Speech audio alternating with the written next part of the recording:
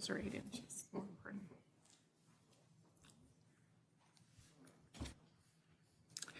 I will now call this meeting to order. Our first order of business is to adopt the agenda for tonight's meeting. Commissioners, is there a motion to adopt the final agenda? I'll make a motion to adopt. I'll second. Thank you. Very good. Thank you very much. Motion is, all those in favor signify by saying aye. Aye. Those opposed? Thank you. Motion carries. Approval of the minutes. Our next order of business is to adopt the minutes from the May 4th, 2021 Planning Commission meeting. Commissioners, is there a motion to approve the minutes? I'd like to motion to approve the minutes. Thank you, Laura. Is there a second? I'll second. Thank you, Greg. All those in favor rather signify by saying aye. Aye. Those opposed? Thank you. The motion carries. We have two items for discussion and action on our agenda tonight.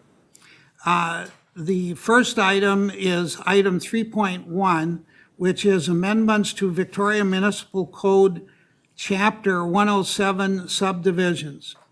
This item does include a public hearing. Tonight's public hearing was noticed as being, quote, in person, unquote. However, anyone wishing to provide testimony remotely during the meeting did have the opportunity to coordinate with city staff in advance to be able to do so. Before opening the public hearing, I will now turn it over to Community and Economic Development Director Marty Dole for the staff presentation. Thank you, Chair, members of the commission. Yes, as Chair Iverson mentioned, we are reviewing some proposed amendments to Victoria Municipal Code Chapter 107, which is the subdivision ordinance. Just a little bit of background why this is before you this evening. So earlier this year, the city clerk's office began a pretty comprehensive review of the municipal code section. The idea was to make sure to touch every section, review every section, and do some cleanup as was needed. As we've seen in the zoning code, there are many areas that are outdated and need some changes. So this being in the municipal code, but affecting development and subdivision, that's why it's before this body this evening before it goes to the city council. So for the last couple of months, planning and engineering, parks and public works staff have periodically been going through this ordinance chapter. We've met a couple of times and reviewed and have proposed some language changes that we will go over this evening. So just in general, Chapter 107 Subdivisions is the chapter of the code that governs the development process for subdivisions. It includes things such as technical standards and regulations, required fees and dedications with subdivisions, the required application submittals, etc. In general, the proposals, the amendments that are being proposed are primarily administrative verbiage. As you all saw, there was a copy of the draft ordinance that was included in your background packet. The biggest change you likely saw was the striking of several pieces of language that were related to technical standards. This is because the city also, in addition to this section of code, has an adopted engineering design and construction standards manual, the most recent version of that having been revised in February of 2019. This book, if you were to look through it, is very thick, very detailed. I would have included it in the background packet, but it would have made our background packet several hundreds of pages long. But it really is the Bible for the technical standards when it comes to subdivision development. And as we were reviewing this code section, we've realized there's a lot of pieces of this code that are outdated based on the updates that have happened to that standards manual. So we thought the best course of action, as that manual is updated more frequently than the code is looked at and updated, would be to strike those specific references and instead reference the manual. And we'll kind of go through those sections here this evening. So just I'm planning to do a brief overview of the changes that are proposed. Some of these areas that I have noted on this first slide really were just minor administrative verbiage changes, but in your review, if you had any questions, or if we go through this presentation and there's a section you had a question about that we didn't talk about, feel free to bring it up and we can go through it. I've got a copy of the draft ordinance that I can pull up, but these sections were, rewording items, changing some titles, that sort of thing. So nothing significant changed in the sections that are shown on the slide in front of you. So getting into some of the areas where we did propose some changes, section 107.1 definitions. Many of these were changed again just for consistency with other sections of our code. The definition of an alley was revised to match with the zoning code definition of an alley. We did create some new definitions, including a definition for the approved tree list, which is referenced later in this code, and we'll get to that in a few slides. That is a list that will be developed by our landscape consultant with the types of trees that are acceptable in subdivision development. Cul-de-sac was pulled out of the street definition, sub-definition, and pulled up into its own definition. The engineering, design, and construction standards manual, while referenced within this section of code previously, was not defined, so we provided a definition for that.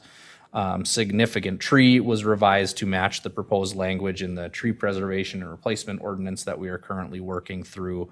The street definition, some of those technical standards were removed and it was referenced to the construction manual. Toe of bluff was revised to the zoning code definition for bluff. And then zoning administrator had some administrative verbiage changes just to talk about that it is not an appointed position, and also changing that to the planning, also referencing the planning and zoning official. Are there any questions related to definitions before I move? I just had one quick question on, with your definition of cul-de-sac, do you think it's clear the delineation between a cul-de-sac as a termination of a street versus a cul-de-sac street? Because I'm presuming that there is a distinction, because I've seen like streets named something like Julie Murray cul-de-sac, which would only be 1,000 feet long, versus just a cul-de-sac that terminates the end of an otherwise collector street. Sure. And that makes sense. And I think we are referencing the entire street in this, so we can certainly clarify the language to make sure that it is clear that when we're referring to a cul-de-sac, we're referring to the street that terminates in a cul-de-sac. Because I think we do have other ordinances on parking that talk about how perpendicular parking in a cul-de-sac is against city ordinance. So just want to make sure that we clarify that we don't have some conflict between. Definitely. Any other questions with definitions? All right. I just have one little minor one. The construction standards manual, is that pretty standard from city to city overall? Yeah, I think most cities, if not all cities, have a engineer's standards manual or a construction and design manual. I think they might have different names, but most cities are putting their technical specific standards within a manual that can be shared with developers or referenced or reviewed when we're looking at certain things. That's pretty typical. Did it originate from like one source, or everyone's kind of creating? Ooh, that I don't know where they, if there was like the building code references the international building code. I don't know if there was any, national or standards where that began. Okay. So I'm not sure the answer to that. Thank you. You bet. And I just had one more question on the technical manual. Do we have any policy or procedure in place to ensure that manual is updated on a structured periodic basis, or do we think we just is as is where is as deemed appropriate? It's typically, well, it's reviewed every time development comes through because the developments are doing different things. So even if there are sections of it that haven't been looked at, they're looked at. And it seems like there are proposed updates to that happen pretty frequently every year or two. In fact, we've talked about some things that need to be added into that based on the tree preservation ordinance, based on some of the changes that we're proposing here to make sure that we've got language in there. But I do not believe there is a set time limit that says it needs to be updated every X amount of years. Okay. Thank you. So moving on to section 10729, this section had a lot of that technical information that I referenced earlier. So the big portion of the amendments to this section or proposed amendments to this section was removing all of those technical references for streets, sidewalks, trails, water, sewer, stormwater management, easement, trees, driveways, and replace them with that reference to the engineering, design, and construction standards manual. This section, we also revised an outdated number for our easements. So the current code had noted that 6-foot side and rear yard easements are required. And in fact, the design standards manual requires 6-foot side and 10-foot rear and front easements. So we've amended that language within the code to codify that. We provided a reference to section 33, which is in the zoning code, the landscape and open space requirements for trees. This includes all of the specs for the sizes of trees, the number to be planted, et cetera, based on spacing and boulevards and per lot. There was some duplication of language in this section. There was some contradictory language in this section. So we've referenced the zoning code section, which is typically what we are looking at anyway when we're reviewing subdivision developments. And then, as I mentioned, we also pulled out the specific list of trees and are going to have an approved city tree list, which can be amended a little bit easier versus the code if, you know, a new emerald ash borer type disease comes out and we no longer want a certain type of tree to be planted in boulevards. There were some outdated requirements for block length and block design. I think we actually required that all blocks have back-to-back homes and rear yards and square blocks. And as we obviously know in development for the last several years, that's not necessarily the way things have been done, and it's certainly not the way the city has been approving. So we've removed some of that outdated language. We revised the corner lot section to be consistent with our definition within the zoning code, which indicates that a corner lot must meet the front yard setback. The current subdivision code said it needed to be 30 feet, but there are instances where a PUD might have a 25-foot front yard setback or even a 20 that would then match that side yard to the approved front yard setback. And then finally, there was a section lots on and frontage on a street waiver, which had its own section, which really was, talking about the same things that are within this section 107-29. So we moved that section out of its own section and into 107-129 with the two minor changes in that the way that the ordinance was written previously, our city attorney indicated that it would have to meet all 4 of the conditions listed to be able to be eligible for a private street. So we've clarified that to note that one of those 4 conditions would have to be met for a private drive. And then we also amended that section of the ordinance indicated that up to 3 units would be allowed on a private drive. As we've seen in some of these townhome developments where the city is approving, and I think we are all comfortable with having more than 3 townhome units off of a private spur road. So we've amended that to be 3 single-family units, the max off of a private drive, and up to 12 townhome units, as the 6x6 units are the most typical when it comes to those types of layouts. So any questions with this section? I don't know if it's in the section or if I'm backtracking a little bit, but you inserted a size of intersection in the streets This would be in section 9 of 10729, I think. Yes, and in fact, I think I know which one you're referring to. I'm trying to find it too. That was moving, that is moved up. So that was an existing code language that you can't have more than 4 corners on an intersection.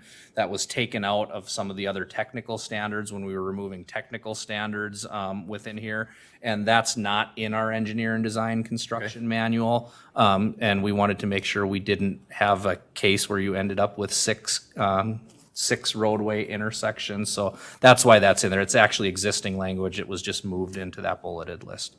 I mean, I grew up in an area that was near a place called Six Corners, but that's just a little anecdotal evidence for you. The question I had is, would we be restricting ourselves if we did a roundabout that had more than 4 legs off of it, or would you call a roundabout an intersection?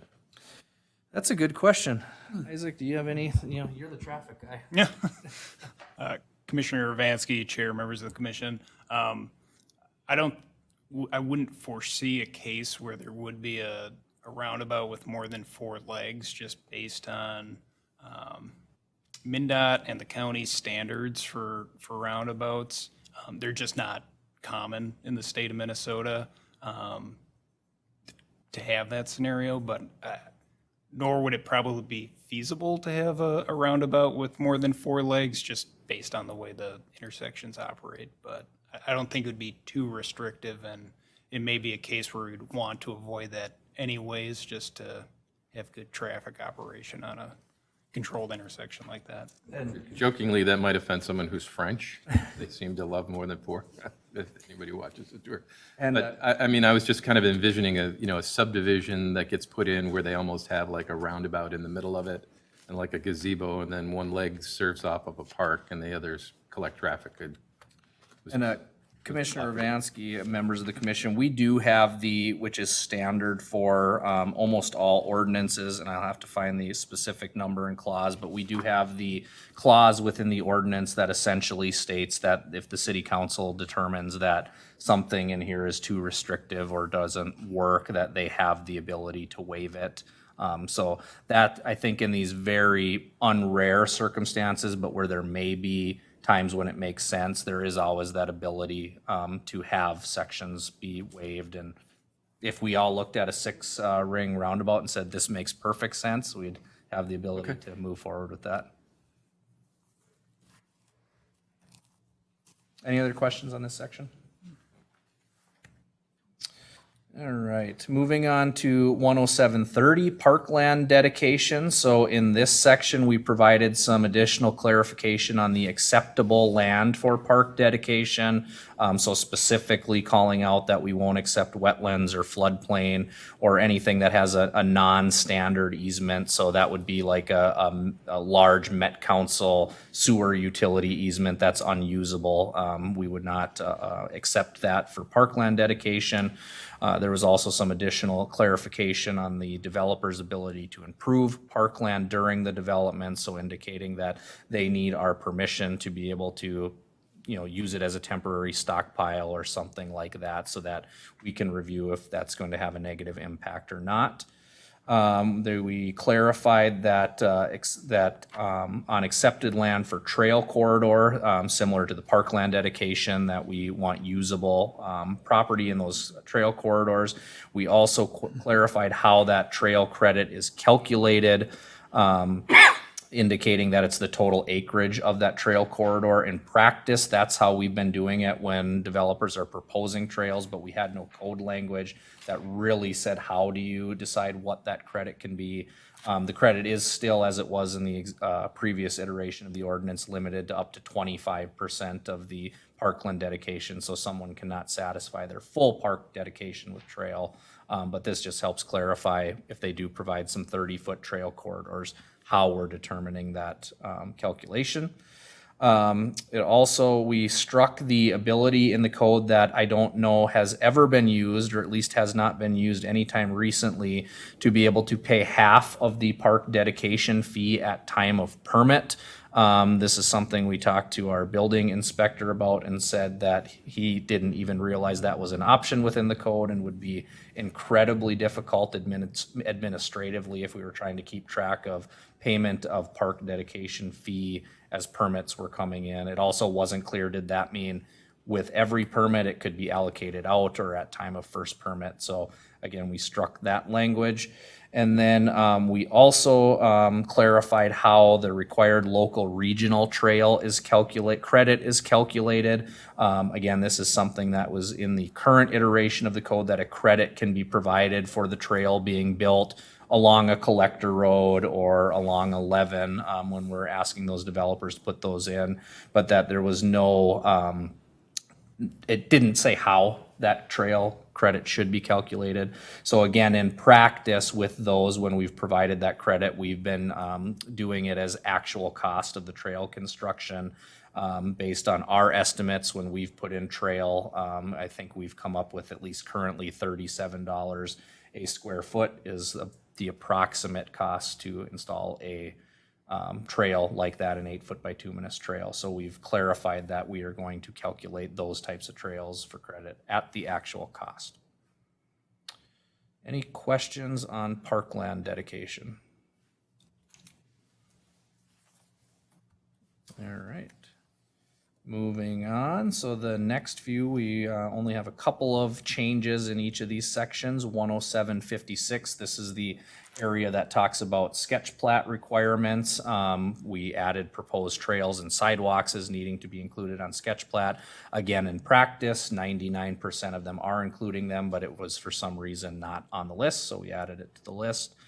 10788 was for preliminary plat requirements. Again, 99% of these times these things are being included, or if they're not, we're asking for them. So we added easements, corner setbacks, maximum impervious surface proposed, landscape plans, and density determinations for preliminary plat requirements. Section 10789 talks about timelines.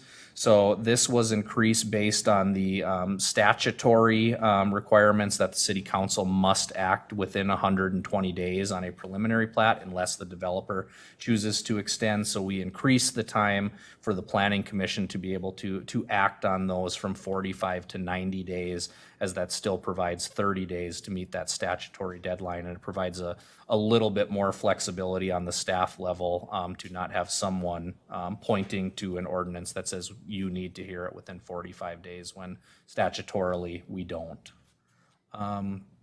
Any questions on these three sections?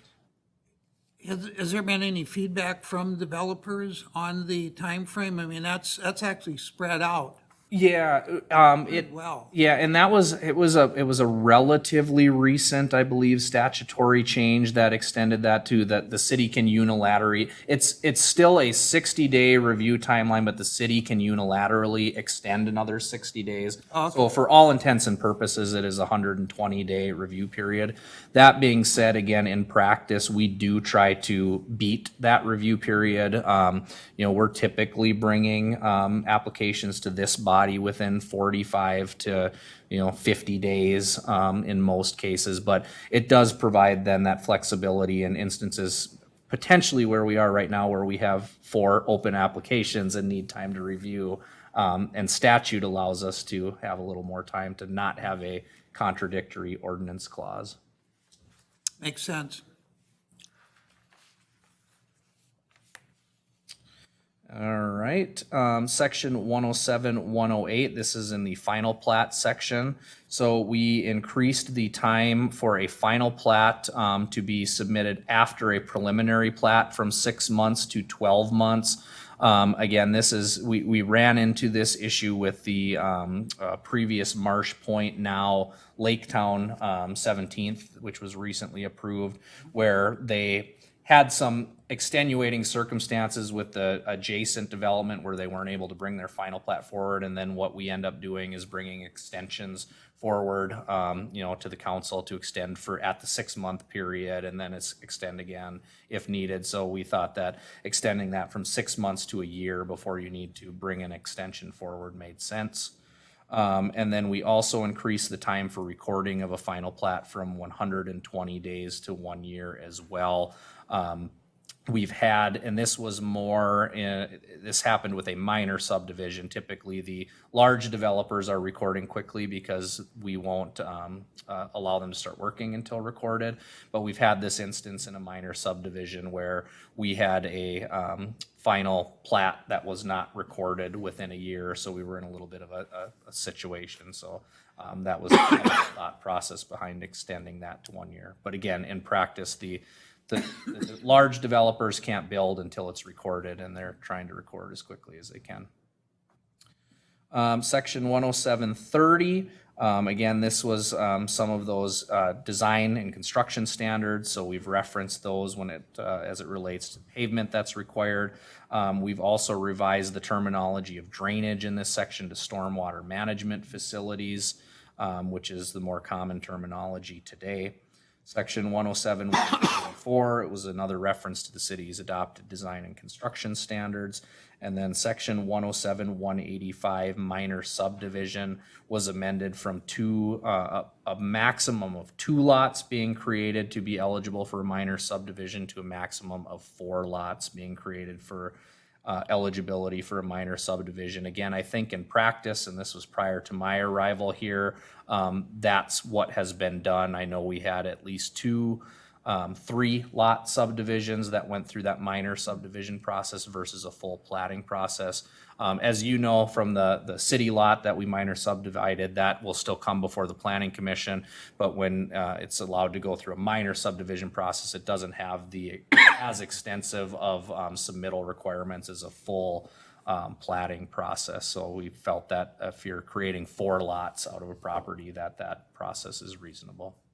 Makes sense. Any questions on these sections? Well, Chair, that concludes my presentation. I am happy if you have any additional questions you'd like to discuss prior to opening the public hearing. We did not get any feedback or get anyone that has requested to join us remotely. But again, as I mentioned, if there's sections that I did not go over that you'd like to talk through, I'm happy to do that. I just had one question for you, and it isn't anything that you guys looked at in terms of the revisions you put before this, but in the definitions section where you did make revisions, there's terminology for an outlot and describes an unbuildable parcel of land. And then later, when in the lots section, it talks about outlot again as an unbuildable lot. I didn't see anything that defines what are some of the things that makes a lot unbuildable, and would it be advisable to think about having something that defines what an unbuildable lot is from the city's perspective? Yeah, I think it gets a little tricky because an outlot is designated unbuildable solely because it becomes an outlot, right? Unless it is retained, and I think that language is in there, unless it's retained by the owner for future replatting and development. So a subdivider could have a perfectly buildable piece of land that just the way their lot layout plays out, they'll create it an outlot, and just by virtue of it becoming an outlot, now it's no longer a buildable lot. I believe that the buildability in the land that we will or will not allow to be built on, I think is addressed within the ordinance and within the design and construction standards manual. And I say that you can't build in wetlands, you can't build in wetland buffer, you can't, we require stormwater ponds be on outlots that the city owns. So I think those areas are covered throughout the manual and through the ordinance, but just there's nothing that specifically requires or says that this is what an outlot is, because an outlot really can be anything. An HOA maintained park might be an outlot, and it's now just by virtue of them deciding they want it to be an outlot, it is unbuildable. Does that make sense? I'm trying to explain that.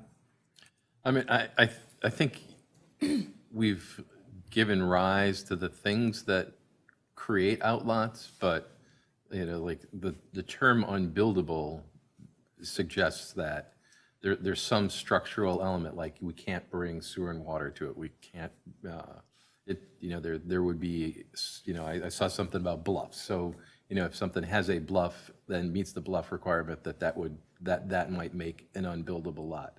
I'm just trying to think about somebody challenging the city about,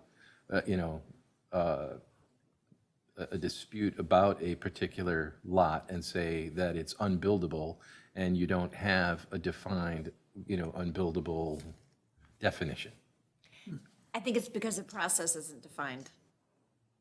Because, correct me if I'm wrong, but what you're saying is that once it's subdivided, then it ultimately can be buildable, correct? Well, and that again depends on the how it is recorded, right? So a lot of times when a subdivision is recorded, it will indicate that within the resolution, or if there's an ordinance rezoning or something, that once a property is subdivided, that none of those lots can ever be re-subdivided again, right? And so that's, I think, is similar with outlots, is that you can't re-subdivide those ordinances. And we'll typically call out within the developers agreements, which are recorded, which outlots are outlots that are not buildable, can't be subdivided again in the future, and those which are. I'm kind of talking in circles here, so jump in if I'm Well, actually, where I live, there's 18 homes total.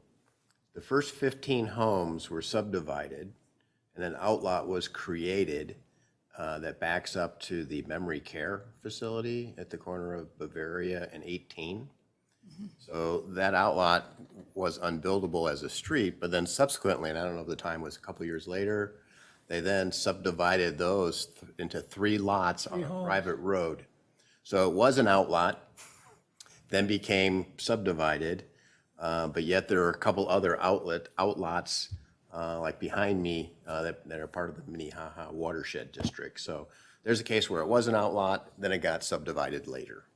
And a lot of times, or I should say in all cases, those outlots are specifically called out if they are going to be a potentially future subdivided outlot. So let's use the Rolling Hills development as an example. There is going to be 3 outlots that are going to be created with phase 1 that will be subdivided in the future as part of phase 2. 2 of them as part of phase 2. One of them is a potential future phase 3. It's that wooded outlot that they've said is an outlot now, and they don't have any development plans for, but have said they might want to develop that in the future.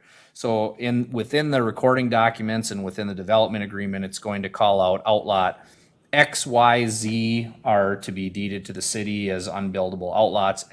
Outlots A, B, and C will be retained by the developer and owner and can be maybe subdivided in the future. So the key is the dedication to the city. Right. Well, and the education to the owners too, or the buyers, right? So if a buyer's buying it, and this is all in those disclosure documents and that letter of awareness that we all know not everybody's reading or not all realtors are, pointing out. But just because it is an outlot doesn't necessarily mean it will not be built upon. And I think that the definition says that in here, that it's an unbuildable outlot unless it is planned for re-subdivision in the future. But you have to do your due diligence, right? Because if just because it is an outlot doesn't mean it will forever be retained as an outlot if it's been indicated in the recorded document. And if it's not dedicated, if it's not recorded, it's not transferred to the city, Correct. then it can change. Correct. Ultimately, the responsibility is really on the developer to say, so here's, for example, in Terry's neighborhood, those 3 lots. So what is the developer has purchased that property? And he's not going to have that value sitting there. And so the developer must have had a plan as they were proceeding. Was that That predates me, but I don't know if they thought maybe the memory care facility would want that as expansion property. Then maybe later they said, no, we would never do that, because they would be the natural fit possibly. Yeah, they would, yeah. To come further over. So I don't know the details, but, so you had the developer, and then you had the builder, and then maybe the builders then worked and said, hey, we could do the private road and get 3 more houses in there. Right? Which development is that? It's the Arbor Woods. Arbor Woods? Not for this meeting, but I can look up the Arbor Woods development and we can, that might be a good real world example of how was it recorded? How was that outlot recorded? Was it indicated that it's retained by the Well, developer? and the zoning would have been. There's the HOA, and then subsequently, there's another amendment to the HOA that comprises what was the outlot to then be the 3 homes. So it's an amendment to the HOA document. You can see it. It did work. But there are, I think, circling back to Commissioner Avansky's question, there are specific types of outlots that are unbuildable, and it's designated within the code, it's designated within our engineer construction standards, those being wetlands, if there's wetlands in an outlot or a wetland buffer within an outlot, that is unbuildable land, and the reason is for the wetland protection. If it is a park, again, that's unbuildable property, although, as we all know with a park, the city council can choose to vacate and change ordinances and that sort of thing too. So that doesn't even necessarily mean forever. But we do, I think, define what is unbuildable. And I think the question about the outlots really comes down to the way that they are recorded, and those that are deeded to the city are typically those truly unbuildable properties. And the ones that are retained by the developer are those that could potentially be subdivided again. So is maybe unbuildable the wrong term to use to describe an outlot, and when it's in fact undivided or undeveloped? And what I will do is I will share that language with our city attorney. Just make sure he doesn't have, some reason why it is, but I'll certainly pass that along and see if there's a better verbiage or better definition. Thanks.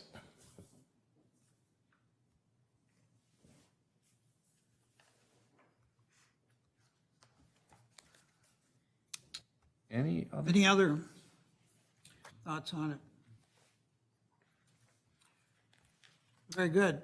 As we didn't have a public hearing, we don't have to close that out. We do have to officially open the public hearing, so you will have to call to open it. Again, we don't have anybody joining us virtually, and does not appear to be anyone in the council chambers, but we do need to open it Officially. officially, correct? Okay. Well, thank you very much. I will now open the public hearing. Staff, do we have any individuals who have asked to join us remotely, or have we received any written testimony? We do not, and we have not. Is there anyone in the chambers this evening that wishes to comment on this item? Hearing none, I will call for a motion to close the public hearing. I move we close the public hearing. Thank you, Terry. Is there a second? I'll second close the public. Thank you. Commissioner Iverson, did we make a motion to open the public hearing?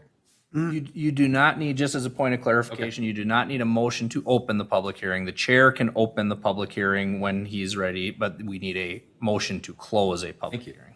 Yes. Officially. Officially. So all of those in favor of closing the public hearing signify by saying aye.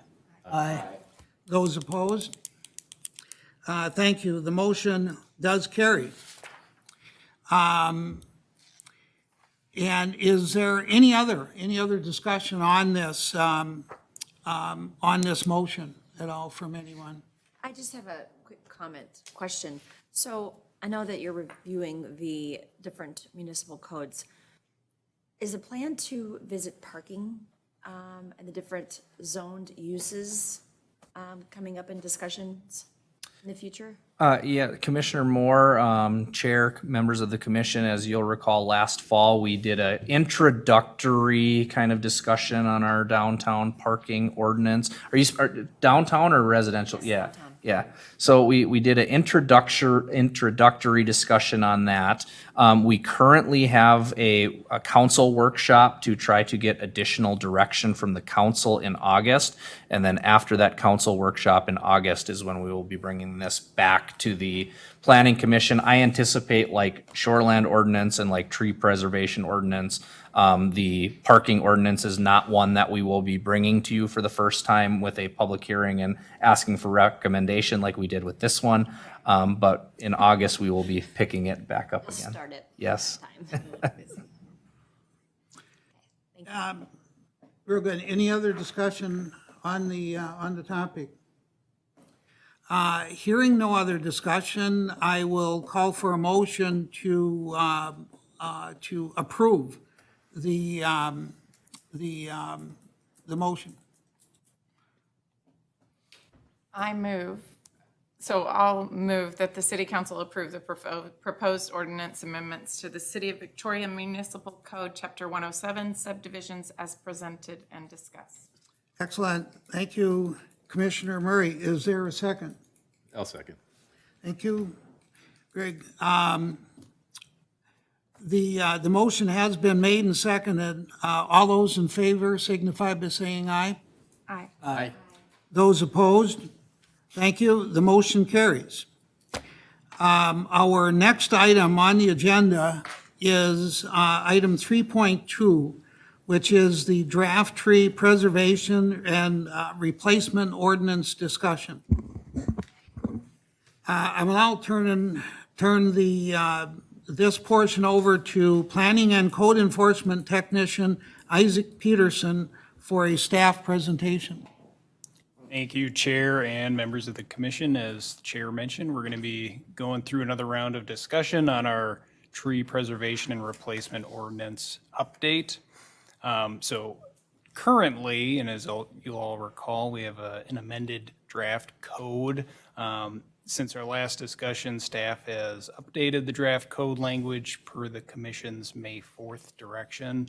And then additionally, based on the conversation on May 4th, staff has reapplied the draft code to those same 4 past developments with 2 differing tree replacement thresholds to compare to the existing code for verification on what the total replacement figure will be and how that all shakes out. So for tonight's meeting, we're going to do a brief update or overview of what was discussed on May 4th.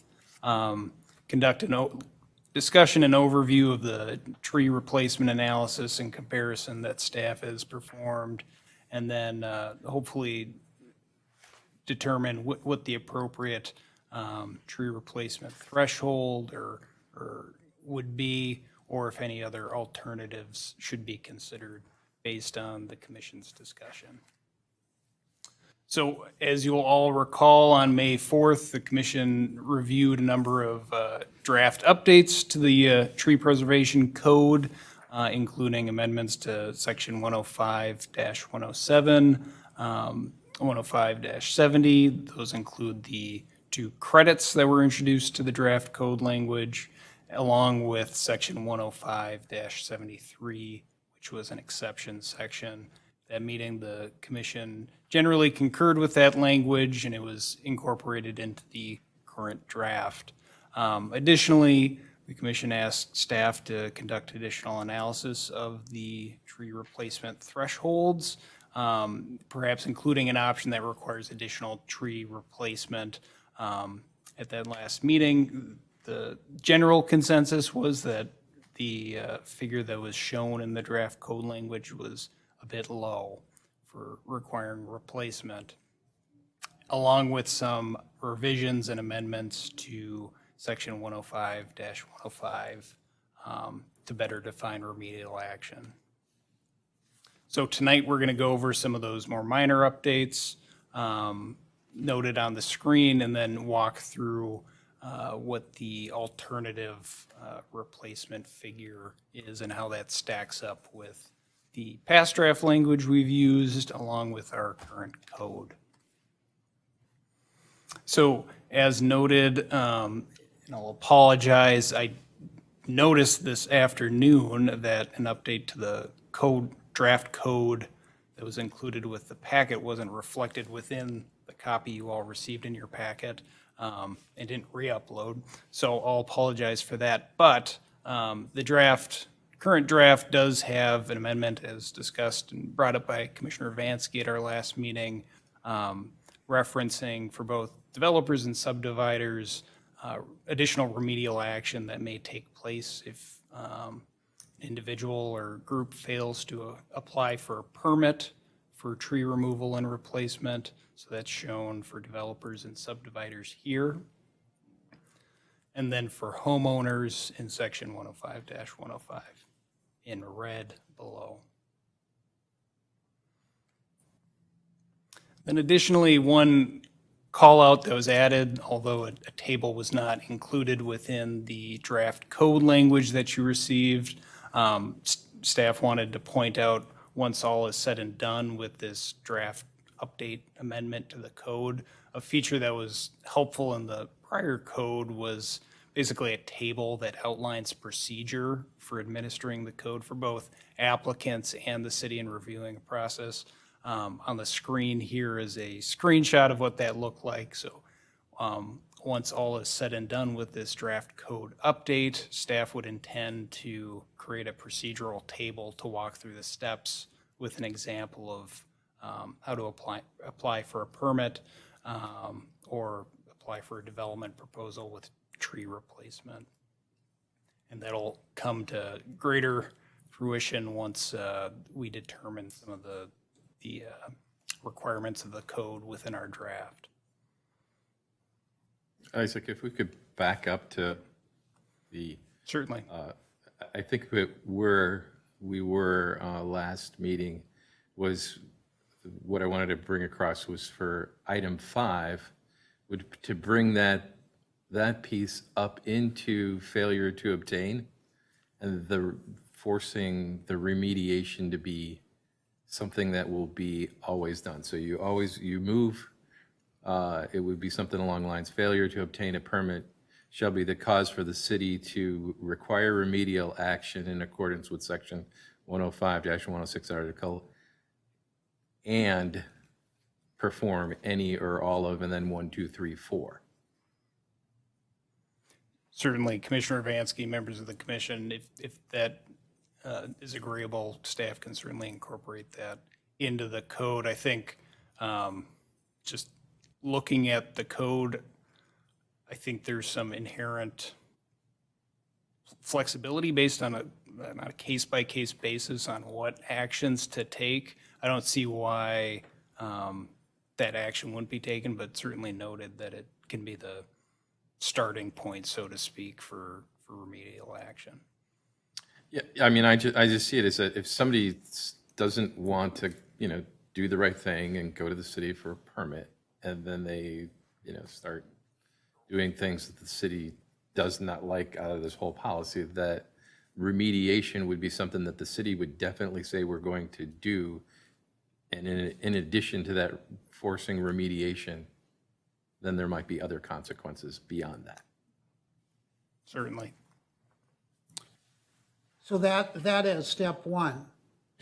Correct. Putting item 5 as mandatory in step B, and then 1, 2, 3, and 4 would be some of the additional things that could be consequences for not getting a permit.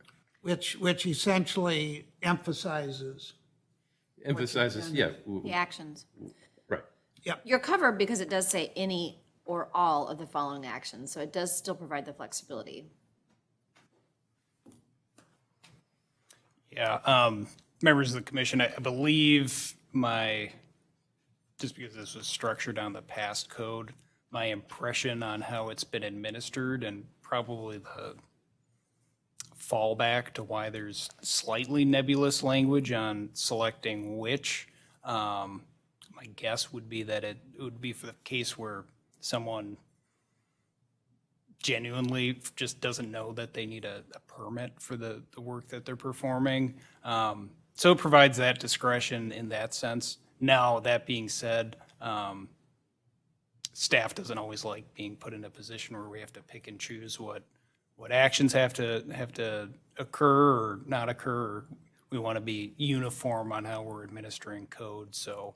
I don't Right, and this would have keep any- you out of the pick and Correct. choose game and would say, it's in the ordinance, you didn't follow the rules. It's not my rules, not my choice of what we're gonna, what your consequences are. The ordinance specifies that if you didn't do this, then this consequence follows. Or, we could consider a fee for noncompliance. Correct. Yeah, I don't think staff is opposed to that at all, and so long as we're laying down the structure and the rules, that's perfectly acceptable. Are the commissioners generally in favor of making that change? I mean, I think truly what it does is that it does emphasize it. And that's just fine. It's right there bold, that here's the result. So, I would certainly not have a problem with that if the group would concurs on that. What possible negative outcome could come from putting remedial action in accordance with section 105, 106 into Part B? Commissioner Pedersen, Mr. Chair, members of the commission, the only scenario that I could drum up again would be if, someone genuinely doesn't know that they need to pull a permit and then they're I forced to- genuinely don't know the speeding limit sometimes too, so, like, yeah. Trust us when we say we've heard it all.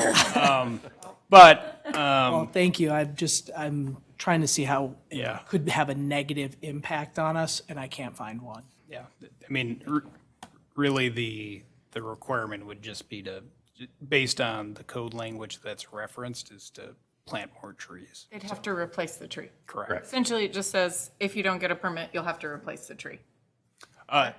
Commissioner Murray, members of the commission, that specific reference is to an increased planting requirement in the event that you do not pull a permit. So I believe that just looking at it, it would still be effective and that option would be there, but if it was moved up, as Commissioner Vansky has mentioned, then it would just be the starting point for those situations.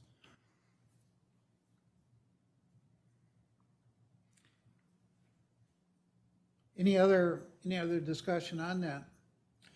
The only other part of it then is we talk about a time to perform in the ordinance.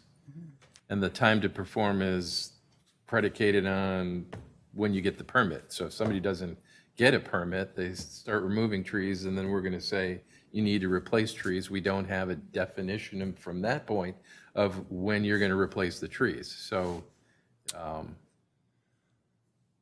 we probably need some language to clean up in the event that there's nonconformance or you didn't pull a permit, then within X number of months, and we could probably bring that into the remediation, that the remediation shall commence within, whatever you want to, because it seems like we have two different timeframes for depending upon who it is. It's 18 months in one case, it's 24 months in another case. So, but again, driven by when you pull the permit. So if you never pull the permit, you have no starting point for when you need to begin the clock to run down by the time it needs to be done. So we can propose an idea as to what that would be, or you guys can think about, maybe we want it within, say, 12 months of discovery of not pulling the permit, or something along those lines. Certainly.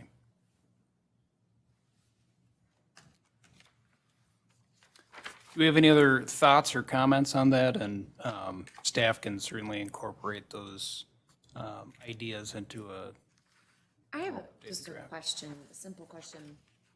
What if someone is adamant that they're not going to pay for any failure to get a permit? Can you put a lien on their property? Commissioner Moore, Mr. Chair, members of the commission, there would be a few options. Now, typically, in that event, there could be potential to assess the value of the permit to the property. Now, in the case of homeowners, there is no permit fee per se, though payment for replacement plantings could be looked at. That's actually what I meant. Yeah. Yeah. But ultimately, if it was in violation of the code, it would be treated as a misdemeanor because it is a violation of the code. And it would likely be handled that way.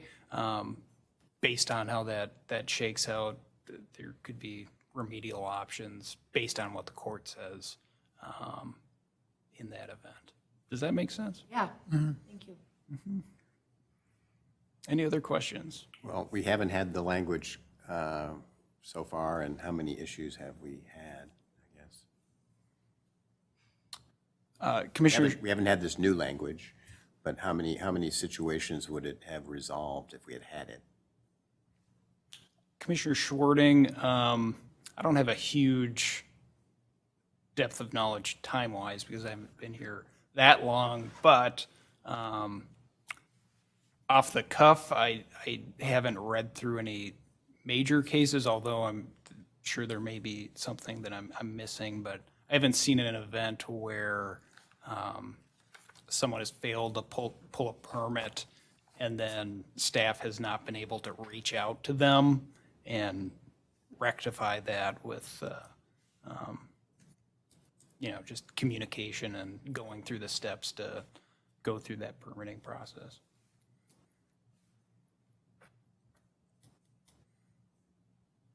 I'm also not aware of any issues, but I haven't been here that much longer than Isaac either, so.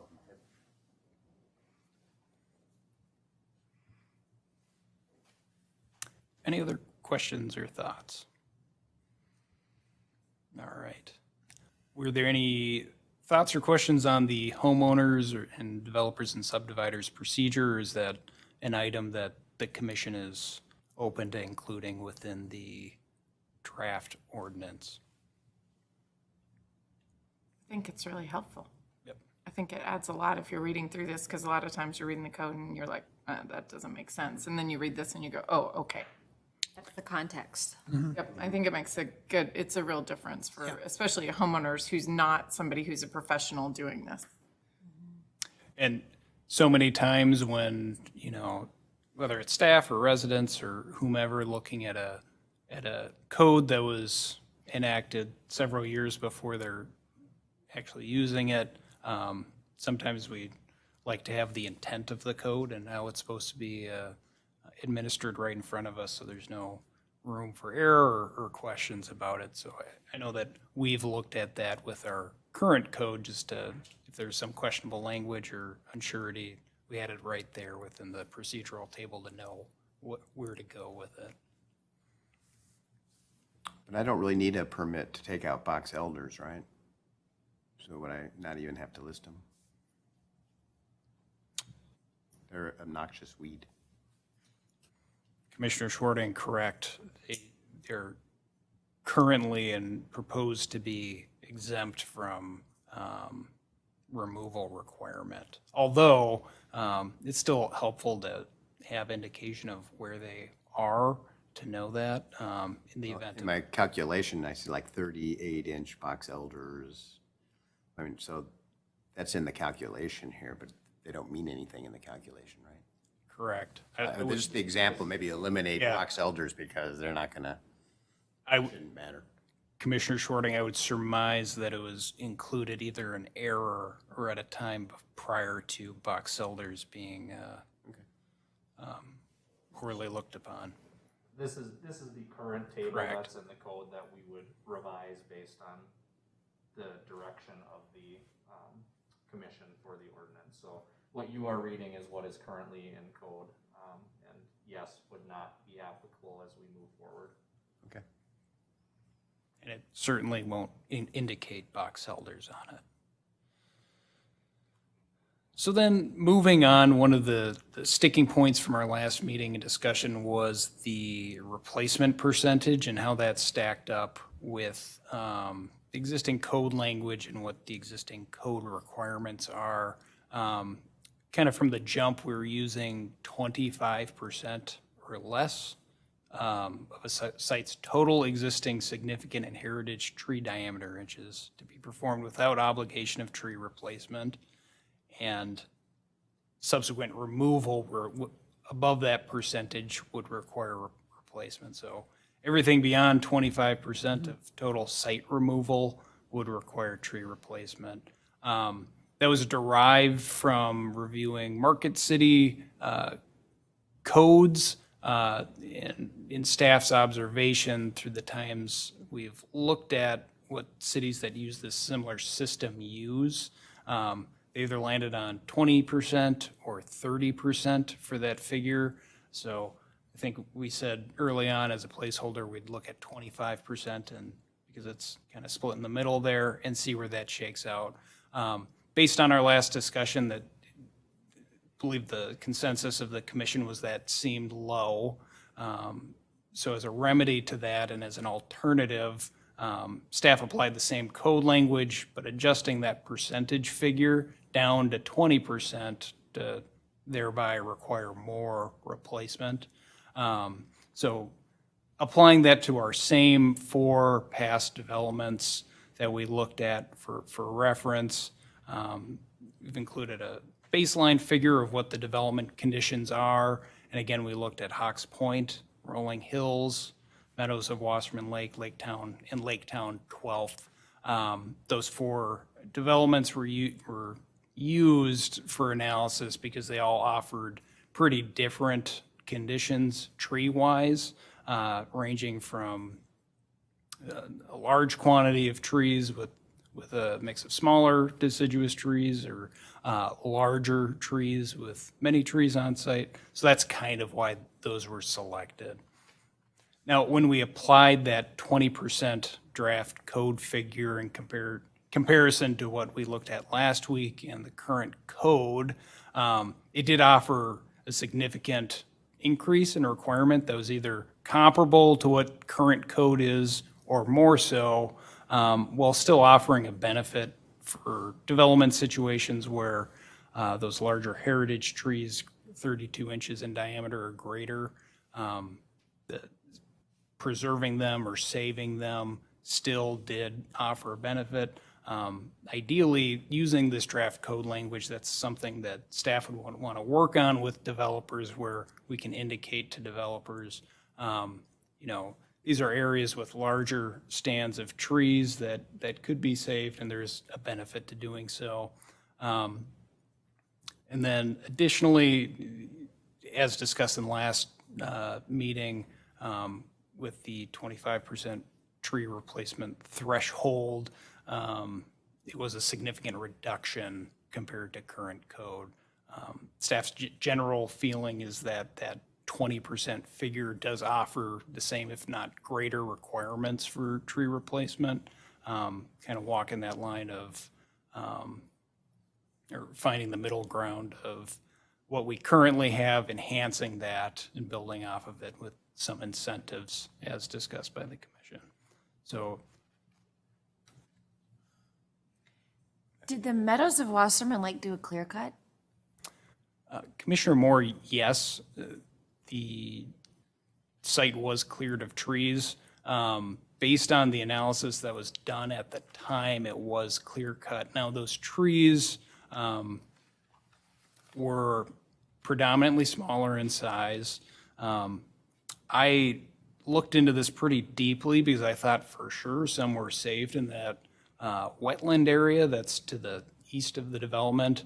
And I can pull up an aerial if we want to look at that. But if we're looking at this in that large block on the east side of the development, looking at the actual tree survey on file, the majority of those trees were actually box elder trees that were on site. So box elder trees strike again. But that's kind of the situation there. Now, it should be said with our current code language that clear cutting would be precluded with the draft code language, preserving a minimum of 15% of the site's total trees.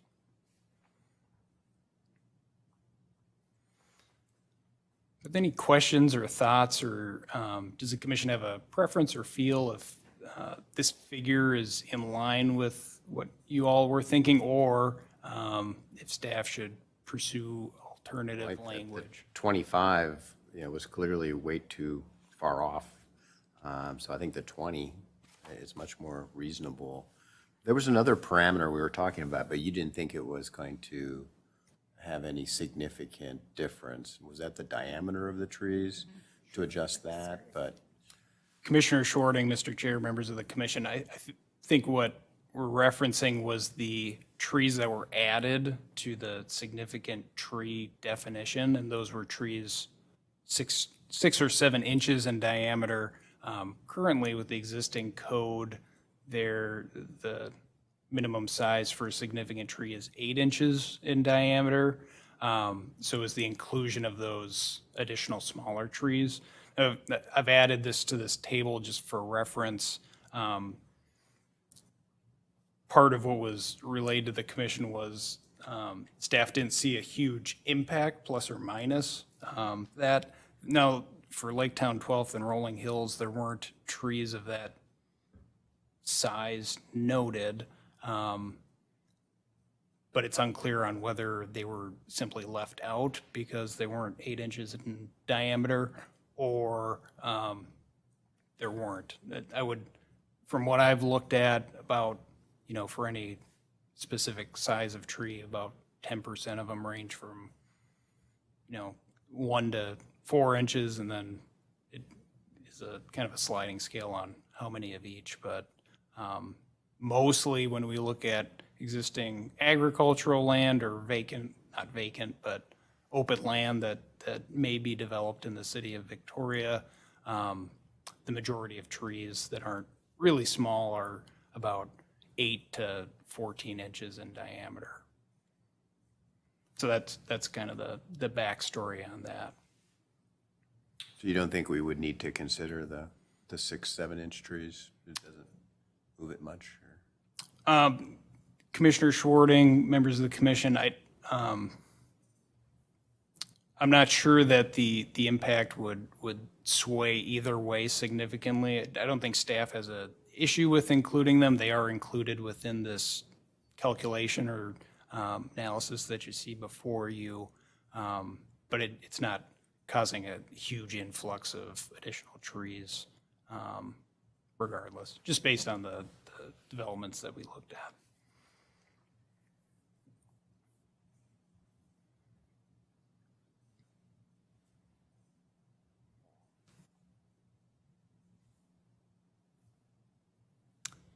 Any other thoughts on this, or do we want to move forward with that 20% tree replacement threshold?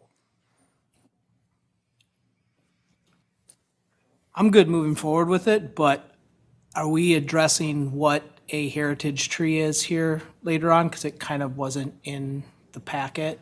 Like I think we were determined it was 28 inches last time, and we were talking about what does a 24 or a 20-inch heritage tree look like, and what kind of impact that would have, as we want to save the big ones that take a long time to grow. Certainly. Commissioner Pedersen, members of the commission, the established draft code language that was used for this calculation and is in the current copy of the draft code is at 32 inches, and that was just based on what similar cities use for that. That's mainly derived in our case to preserve the larger trees. In our area specifically, it's a pretty deciduous overstory. So trying to select those significantly larger trees to maintain them. Now, I did not do an analysis of sliding that down, up or down at all, outside of observation of the tree inventories that I was looking at. I believe my impression is that 32 inches is appropriate. Now, if it is reduced, that'll increase the replanting requirement and also increase the heritage tree credit that we're currently using. So From my perspective, it would be kind of a wash either way because it's going to be balanced out. Again, if we are adding a heritage tree, or if the commission wants to add a heritage tree credit, making that a little bit more selective would be advisable, just to keep it clean.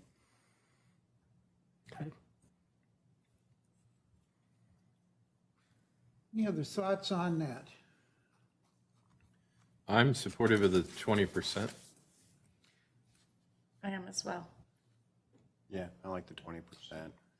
I think it's really helpful to see these numbers with real application. Yeah, I'm in favor.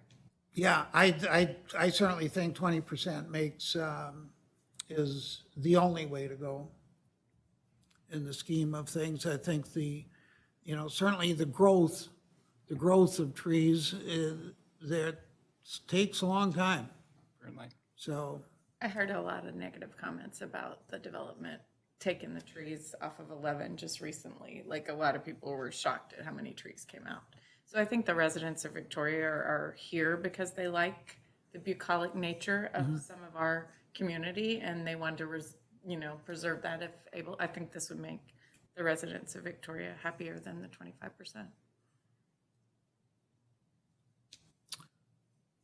Very well. I think we're in agreement. Retains our community as we love it. Very good. Any other thoughts on the thing at this point? Otherwise, we can conclude that portion. Yeah, Commissioner Chair Iverson, members of the commission, just going over next steps, if there are no additional questions, if the commission feels comfortable with the draft code language to this point with the updates that we've discussed tonight, staff would then move forward with doing a legal review with the city's legal counsel and doing that in-depth look at it and bring it back to the commission, likely as a public hearing for consideration at the beginning of July, if the commission concurs. I'll go with my only issue is I think heritage trees should be smaller. I mean, Minnetonka, it's got 15-inch at DBH, Prior Lake's 27, Wayzata's 25, Eden Prairie's 32. I mean, I guess I would like to see 24 or 28 as an option. But I'm just one vote. Thank you. I'd be supportive of looking to go to 28 inches heritage tree down from 32, and then sort of, in John Denver speak, it's aim for the middle tree.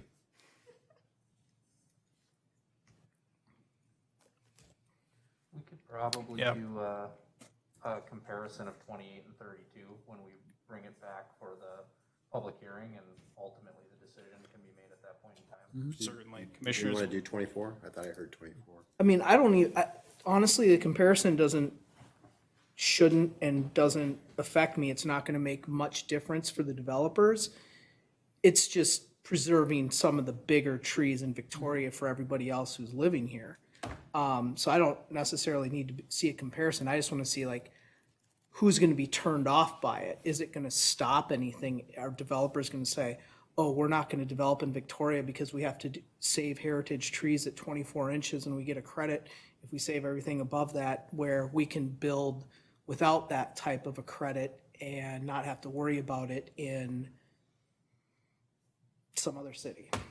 So I'm just talking about, saving the trees. I guess the comparison doesn't affect me that much. I would be kind of curious to see other emerging growing cities, what their heritage tree circumference is, because I would say that's what Victoria is still today. I mean, Eden Prairie, Minnetonka, a lot of those cities are pretty built out. So I'm just kind of curious how we would compare to, like, let's say Plymouth or Like Orono, but it's not on here. Did you say Orono? There's a lot of land there that they could. Yeah. And it's not, we don't have numbers from them. I think probably hard to get them. Or they don't have any. Commissioner Murray, members of the commission, I'm not sure if Orono has a tree replacement ordinance, or at least not one that I've looked at. Believe the city that 32 stuck out with, because this draft code language is quite similar to it, as the city of Woodbury. However, as with all code amendments, what's right for the city of Victoria is what's right for the city of Victoria and decided by the community. Again, I believe, or at least it's my impression, that it'll kind of equalize out pretty well, irregardless of what that ultimate figure is, provided it's fairly close to 30, 28, in that range. But staff can certainly adjust that language with an alternative figure like 28, if that's the commission's desire, and show a comparison just to make sure it's not crazy, plus or minus, to verify for Deal. future consideration. I guess when the developer has the giant earth movers out there, they just want to roll those things. Is it realistic that I'm going to be able to keep a couple trees in the backyard of these very small lots? Yeah.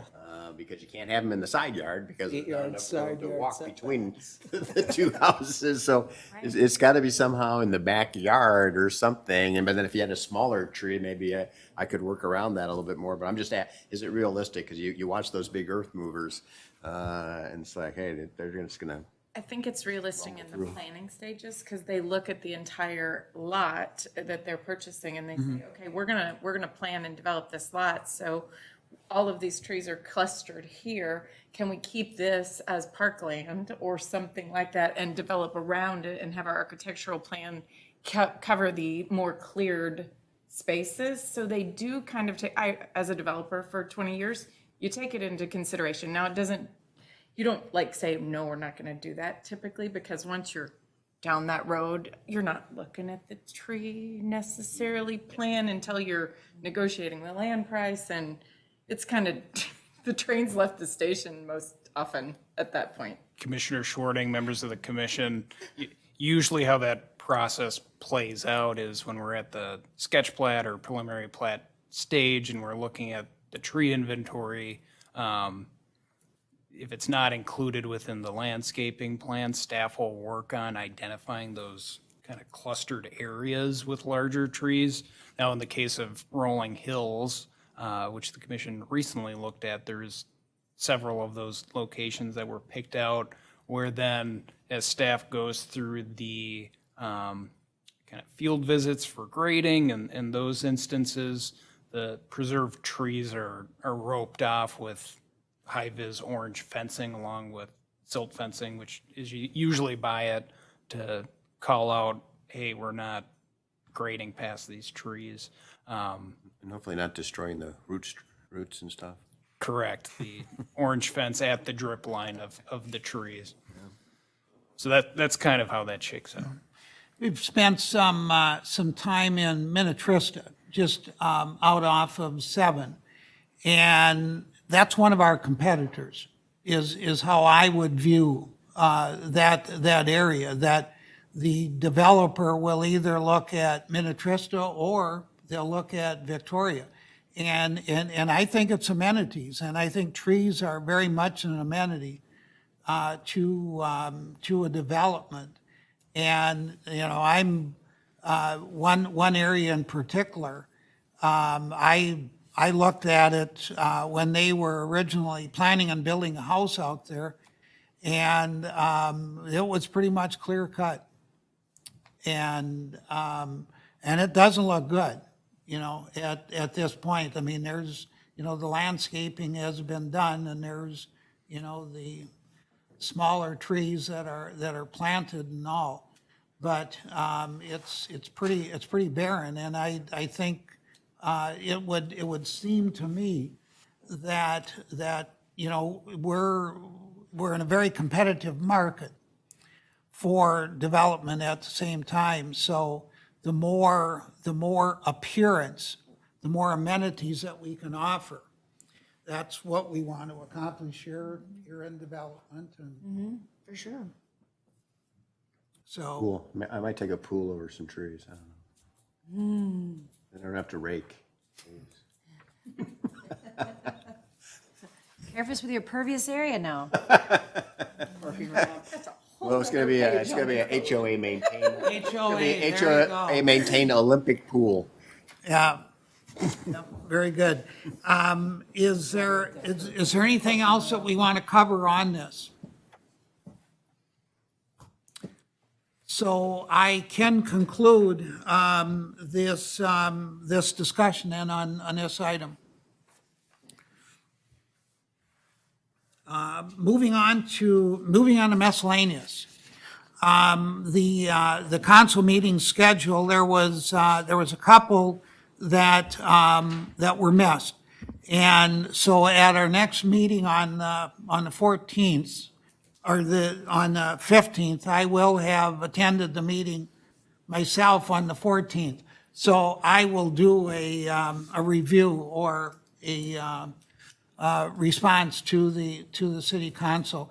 Now, that said, I'll take the opportunity to, some of which we had just casually talked about earlier, is that attending the city council meetings is a good opportunity for exposure, good opportunity for education, and the turnover in city council is that it also positions someone that may be interested in a city council seat at some point or another too. So it's I think I view it as an incredible opportunity.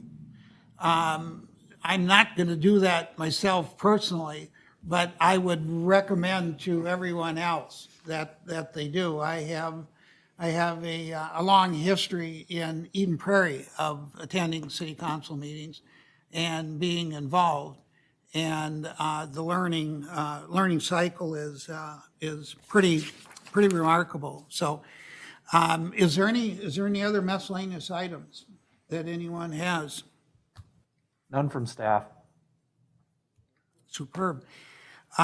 Hearing none, is there a motion to adjourn? I'll make a motion to adjourn. Thank you very much. Is there a second? I'll second. All of those in favor signify by saying aye. Aye. Those opposed? Thank you. The motion carries. We are adjourned. Thank you.